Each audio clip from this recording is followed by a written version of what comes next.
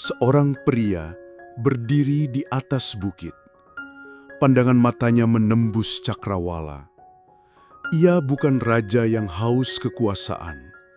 Ia juga bukan panglima yang mencari pujian.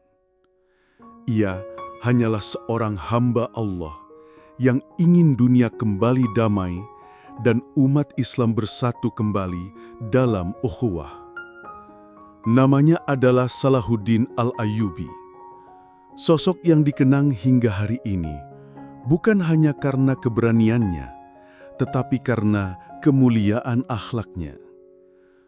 Salahuddin lahir pada tahun 1137 di kota Tikrit, Irak. Sejak kecil, ia tumbuh dalam keluarga yang mencintai ilmu dan agama. Ia dikenal santun, gemar membaca, dan menghormati para ulama. Salahuddin menyukai pelajaran sejarah, terutama kisah para sahabat Nabi dan para pemimpin Islam terdahulu yang menjunjung tinggi keadilan dan keteladanan. Meski hidup di masa penuh ketegangan antar bangsa, hatinya tak pernah dipenuhi kebencian. Justru sebaliknya, ia bermimpi menjadi penjaga kedamaian. Saat dewasa, ia mengabdi di pemerintahan Mesir, bukan karena warisan atau kekuasaan, tetapi karena integritasnya yang tinggi. Ia jujur, adil, dan bersahabat dengan siapapun. Tidak heran, dalam waktu singkat, Salahuddin dipercaya memimpin seluruh Mesir di usia yang masih tergolong muda, 31 tahun. Tapi ia tidak berubah. Ia tetap bersahaja, masih bangun malam untuk sholat, dan masih duduk bersama rakyat kecil untuk mendengar kebutuhan mereka.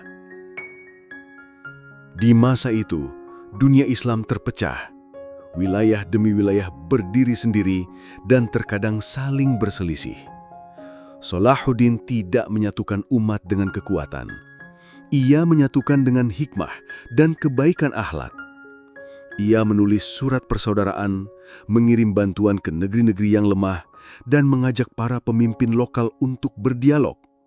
Satu demi satu, negeri-negeri Islam kembali bersatu di bawah kepemimpinan yang tidak menekan, tetapi melindungi dan melayani. Setelah bertahun-tahun mempersiapkan diri, Salahuddin memandang ke arah tanah suci, Yerusalem.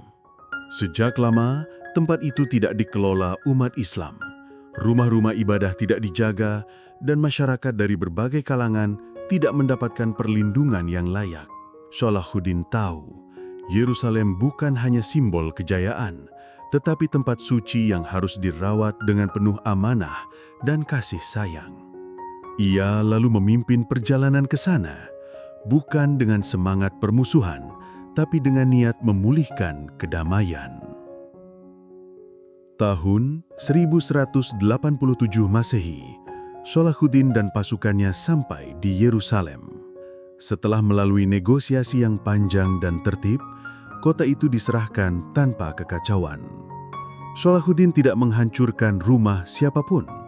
Ia tidak membalas dendam. Justru sebaliknya, ia menjamin keamanan semua penduduk terlepas dari keyakinan dan latar belakang mereka.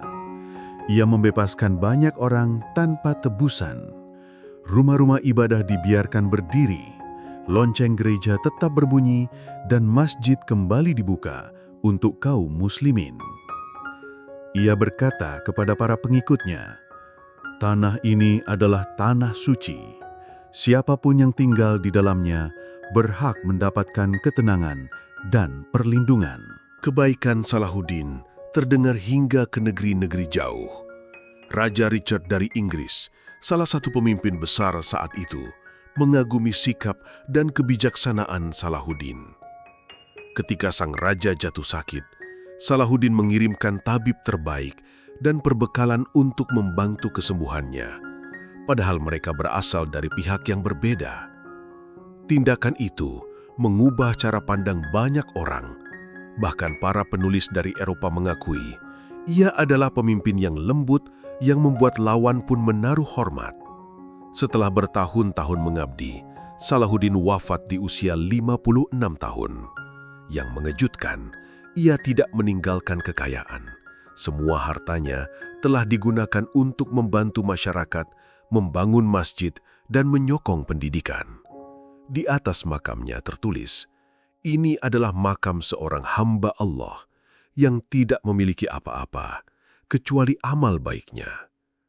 Salahuddin Al-Ayyubi adalah contoh pemimpin sejati, yang kuat tapi tidak keras, yang bijak tapi tidak sombong, yang memimpin bukan dengan ketakutan, melainkan dengan keteladanan dan kasih sayang.